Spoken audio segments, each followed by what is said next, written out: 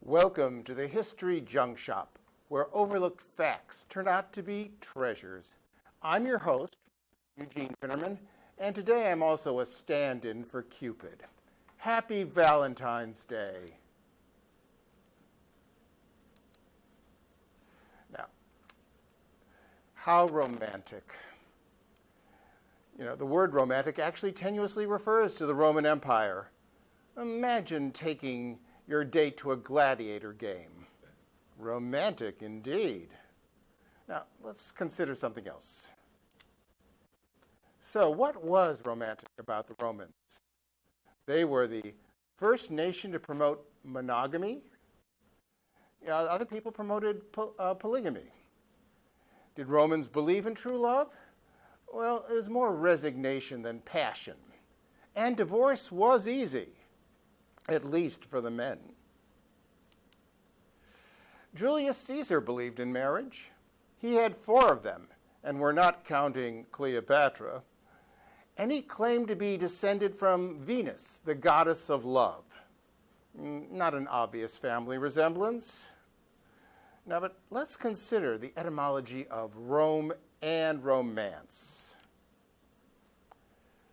The Romantic world. Romance actually refers to languages derived from Latin, the language of the Romans. As you can see, Spain, Portugal, France, Italy, of course, speak a variation of Latin. So does Romania. That name was not a coincidence.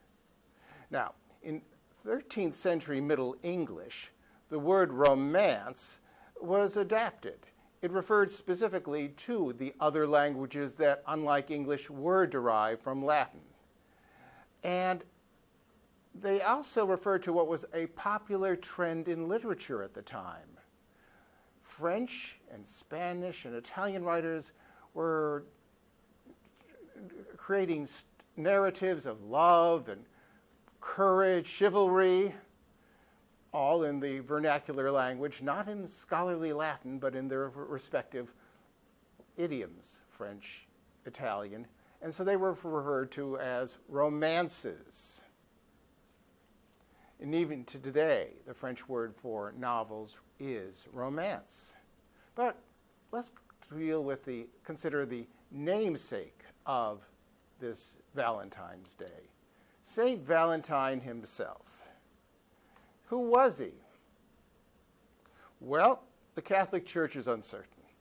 There are several candidates, but the most popular choice is a 3rd century Italian from Terni, a town north of Rome.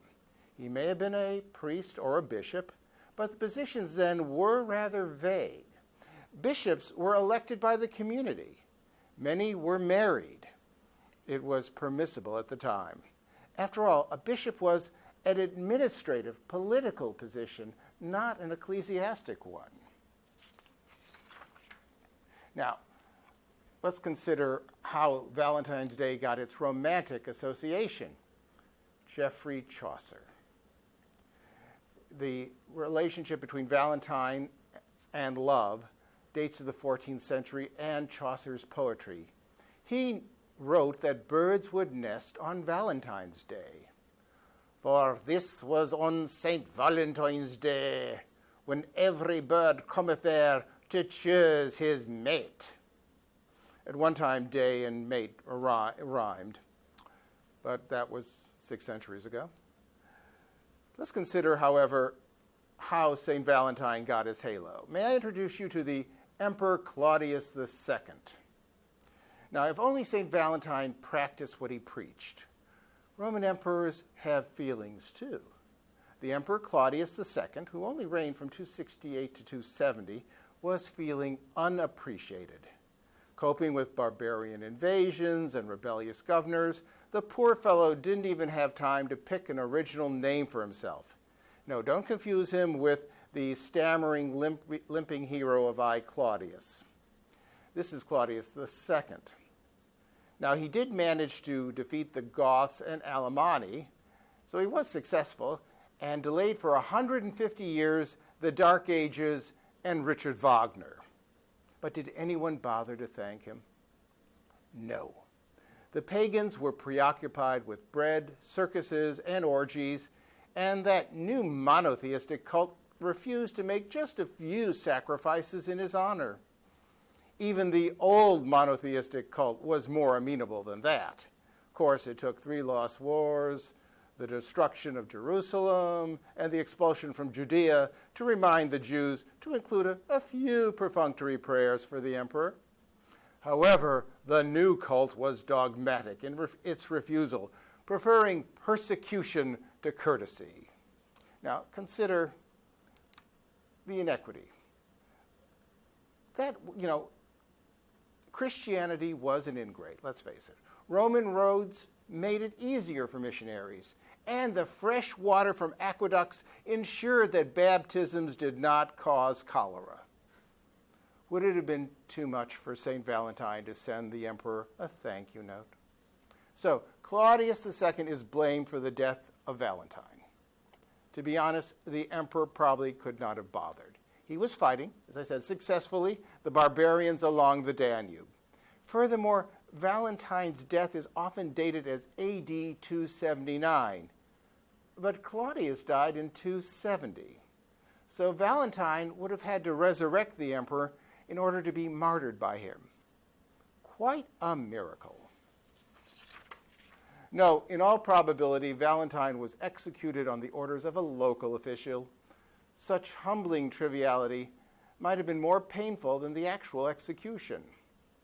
But let's go back to the origins of the persecution of Christianity.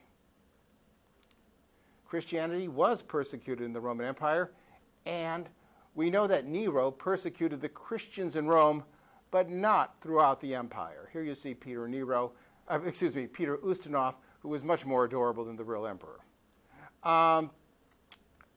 We know that in the first century, Christianity was not even legally distinguished from Judaism by Roman law. Until 96, the year 96, Christians were obliged to pay the Jewish tax to the Romans. Of course, the mistake was understandable. Suetonius, writing in the 2nd century, could not tell the difference. He wrote of rioting in Rome's Jewish community over an agitator named Chrestus. This was in the year 54. Well, the agitator was not named Jesus. He was probably Simon, as in Peter. Imagine, if David McCullough confused Thomas Jefferson and Andrew Jackson. Well, that's almost equivalent. At the time Suetonius was writing, at the beginning of the 2nd century, Christians comprised perhaps 1% of the empire's population. A minority within a minority. But let's go back to Nero and all those Hollywood epics. Now, if you believe Quo Vadis, then Nero started the fire only to give himself a topic for an epic poem. But then you'd also have to believe that Deborah Kerr would really prefer a frigid corpse like Robert Taylor to the adorable Peter Ustinov. I wouldn't believe that either. Historians actually believe the Great Fire was a natural calamity, the unfortunate, flammable nature of Rome's crowded wooden tenements. Now, let's consider, however, what the early Christians really looked like. Oi vadis. Yes, the imperial government found a scapegoat for the conflagration, a small cult of Jewish schismatics. The cult's number would not have totaled enough for an interesting persecution, and the group was so obscure that it should have escaped notice. However, the other Jews were familiar with it, and they didn't like this cult particularly. And indeed, ironically, the Jews could barely tolerate any Jews. So Nero took a particular pleasure in baiting the Jews and sent increasingly rapacious and cruel governors to ravage Judea. The province finally revolted in 66, 2 years after the Great Fire. So, given their general unpopularity in the Hellenized world, Jews would have made a much easier scapegoat for the Great Fire. Why did the imperial government overlook the easier target and sift through all the Jewish sects to persecute one particular group?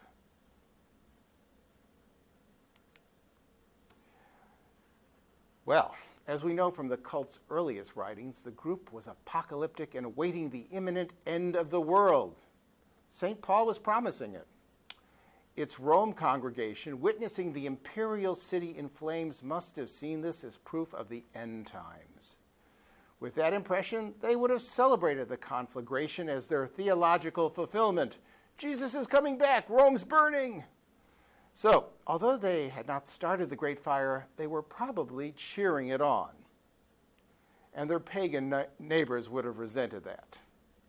The subsequent complaints led to the cult's arrest and prosecution.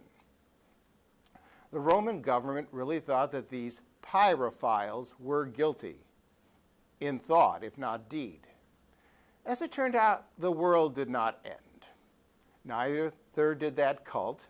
It simply rescheduled its promised apocalypse to an unspecified time, and they're still waiting. Now let's consider what the Roman Empire looked like. That's quite a bit to convert. But you can see the growth of Christianity, through what it was beginning, and it actually first took root. It started in Jerusalem, Judea. Didn't last there, you may know, but it spread throughout the eastern Mediterranean, largely through Paul. It was very popular among the Greeks, and started making its way into Italy. And the empire responded with persecution. Let me show you. There were great opportunities for aspiring saints. Let's consider St. Agnes, virgin and martyr. Yes, the two often are synonymous. Agnes was a young Roman patrician. So were Saints Agatha, Lucia, Cecilia, Catherine, etc., etc. Why must they always be young Roman virgin aristocrats? Was the early church so snobbish that they would not let a shepherdess or fishmonger throw herself to the lions? And the stories are always the same. Rather than marry a pagan, the young lady chooses death. Well, a church that needs 4 gospels to tell the same story is not blessed with originality. And the redundancy of these martyr debutantes might suggest why plagiarism is not a cardinal sin. Ironically, the very triteness of these stories prove that they are reasonably true. We still might doubt when threatened with rape, St. Agnes immediately grew billows of body hair that deterred every Italian male. But all this incredulous repetition is the fault of the Romans. The empire was specifically persecuting Christian patricians. Pagans are usually quite tolerant. What difference is one god, in the pantheon? One more god in the pantheon. In fact, the imperial authorities were quite prepared to accept Christianity within certain constraints. The evangelists were welcomed to preach sufferance to peasants and slaves. Sedating the lower classes did the empire a favor. What a pity Jesus missed Spartacus by some 90 years. Furthermore, Christianity seemed a very nice religion for women. Virtue, mercy, and charity are delightful household principles, but they are no way to run an empire. The Christian principles might undermine the martial ardor that built and maintained Rome. The religion could not be allowed among patrician males. Now let me show you how Christianity was reinventing Roman society. By the 3rd century, many patrician families kept a theological balance. The women were permitted to be Christians, while the men were required to be pagans. The women's Christianity was not even a secret. Consider the names Agnes, Agatha, Lucia, and Catherine. They were not traditional Roman monikers, but reflected the Christian policy of naming a child for a virtue. Their names mean, respectively, chaste, good, light, and pure. Cecilia must have had a domineering conservative father. Her name adheres to Roman custom and identifies her as a member of the Ceciliae family. Obviously, someone didn't get the memo. So long as Christianity remained a woman's fad, there were no problems. Unfortunately, some dogmatic maidens did not know their place. Agnes, Agatha, Lucia, and Catherine revolted against all propriety by refusing to marry eminently eligible pagans. That was a scandal. And Cecilia was worse. She actually tried converting patrician males. That was a crime. Since these young ladies demanded attention, they got the most fatal form of it. Agnes died during the last major persecution of Christians. It was in the reign of the Emperor Diocletian, who incidentally had a Christian but discreet wife. In 304, there was an up-and-coming Roman general named Constantine. He too grew up in a theologically mixed household with a pagan father and a Christian mother. In his case, however, Constantine turned out to be a mama's boy, practicing mom's faith. If only Agnes had shown a little patience and tact, she could have been persecuting pagans. But let's talk more about Saint Cecilia. As you can see, she's the patron saint of music, Miserv Chord. Now, Saint Cecilia died in either AD 170 or 223. Even the church can't keep track of all its virgin martyrs. However, Saint Cecilia's death should have been memorable. She died 3 days after her decapitation. The patron saint of music evidently mastered breath control. A Wagnerian soprano might last 2 weeks after a decapitation. And Cecilia really gave a farewell performance, spending much of her last 3 days in song. You or I might use our miraculous powers to regenerate a neck, but that's why we're not saints. If Cecilia was a virgin martyr, at the very least, her husband was a saint too. His name was Valerian. On their wedding night, Cecilia told him that she had a wonderful surprise for him if he converted to Christianity. The young patrician promptly did, and an angel then appeared to explain the bliss of chastity. Well, that is a surprise. Valerian apparently never convinced Cecilia of the need for charity. The church records Valerian as a saint and martyr, but not as a virgin. There may be limits to what you can ask of an Italian man. Cecilia turned their home into a church, and that certainly violated Roman zoning ordinances. Of course, the law blamed Valerian. The husband is supposed to be responsible. When Valerian refused to make a sacrifice to the gods, he became the sacrifice. The matter might have ended there. Roman authorities were not really interested in prosecuting aristocratic women for their religious eccentricities. In fact, the government regarded Christianity as a female's religion. Good works and virtues were perfectly compatible with a woman's domestic role in Roman society. But Cecilia would not let herself be ignored. She continued to preach and sing. In planning her execution, the authorities first showed her the consideration due to an aristocratic lady. Being sealed in a steam bath was said to be painless and therapeutic. You suffocated while enjoying all the benefits of a facial. This particular form of execution was even considered Christian. The Emperor Constantine applied it to an unfaithful wife.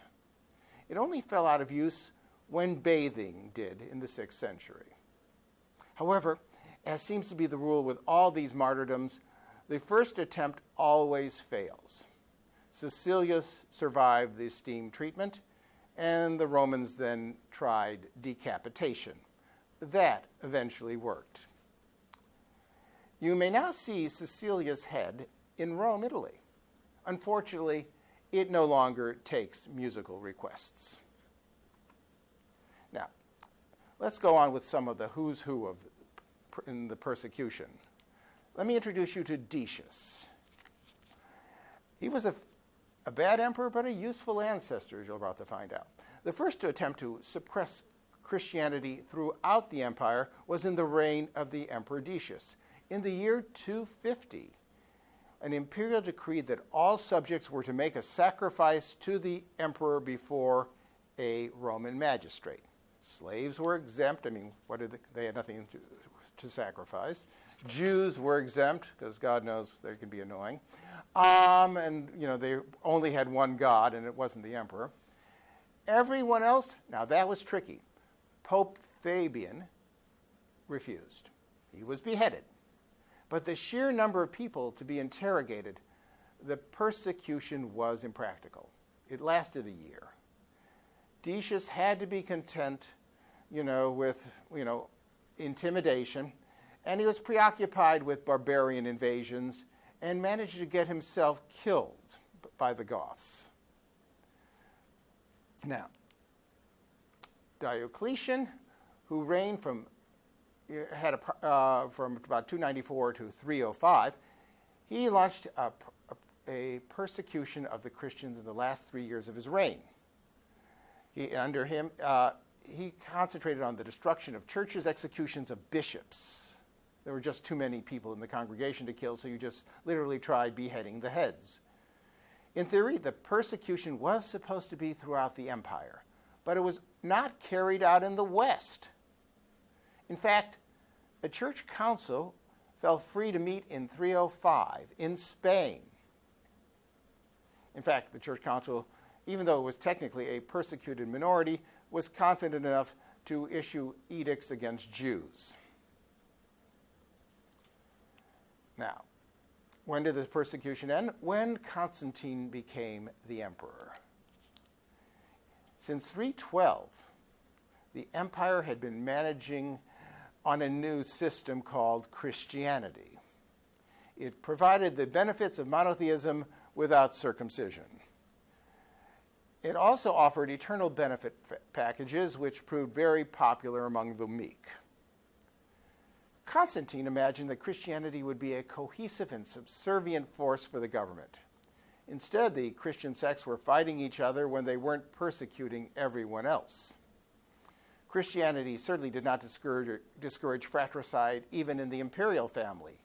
Constantine did have a large family, but they were preoccupied with killing each other off. The emperor had 6 children, 2 grandchildren, and no great-grandchildren.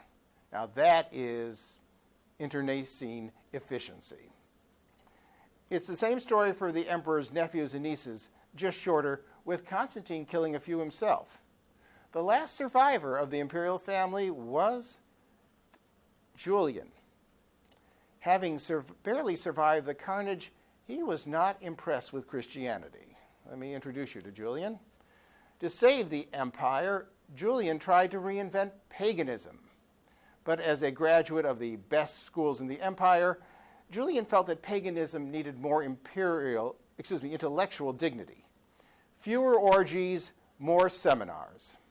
So the emperor preached Neoplatonism, a unique combination of philosophy and animal sacrifices. His religion would appeal to the masses' minds rather than their fears and hopes. His approach certainly had cerebral appeal. Pagans had fun, Christians had solace, but Neoplatonists had metaphysics. Yes, there weren't many converts. The Christians resented Julian, while the pagans were just bewildered. The Jews liked him because he wasn't persecuting them. Unfortunately, Julian did not have a chance to promote his metaphysical, synergized paradigm. While leading the Roman army against Persia, he was killed in battle. We still don't know by which side. Now, our story starts to end with Theodosius, hero or efficient villain. First, he had the distinction of being one of the first Roman emperors to die, or the few Roman emperors to die of natural causes. He also might be considered the true father of the Byzantine Empire. Until him, the Roman Empire had been considered one realm, even if it often had co-emperors to rule and plot against each other. Theodosius decided simply to divide the empire in two, and it just so happened that he had a son for each half. His son Arcadius, the affable dolt, received the eastern half. It became the Byzantine Empire. His son Honorarius, the degenerate dolt, received the western half. It became a ruin. Now, Theodosius was also the first emperor to enforce the new religion on the empire. Banning the Olympics was just one of his ways of suppressing the remaining institutions of paganism. Temples and many of their assets were seized. Some were converted into churches. Many of the oldest churches today quite literally have pagan foundations. The other pagan buildings were often used as quarries for marble and columns. Their material ended up in churches too. So you might say Jesus saves and recycles. Theodosius's policies incited a pagan rebellion in Western Europe. The pagans' choice for an emperor was a grammarian named Eugene, not my namesake. Since the annals do not record an Emperor Eugene, you can guess who won. Now, Christianity was now officially the religion of the empire. And if you can't beat them, well, what were the patricians to do? They had been the last bastion of the old pagan order. Theodosius did not massacre them. He simply appealed to their greed. Among his new policies was to endow the local bishops with municipal power. In short, the bishops were also the mayors. So if you wanted to be the town boss, the patricians were now inspired to convert. At the time, the bishops were administrative positions. Celibacy was not required or expected. Ask the popes. Here you see two popes, Felix III, who was the great-grandfather of Gregory I. So, that is the story and history behind St. Valentine and the strange relationship between Christianity and the Roman Empire. If you have any questions, comments, praise, I welcome them. You can contact me at eugene@finnermanworks.com. Well, I'll see you next month with another nugget from history. Thank you very much. Till then, bye.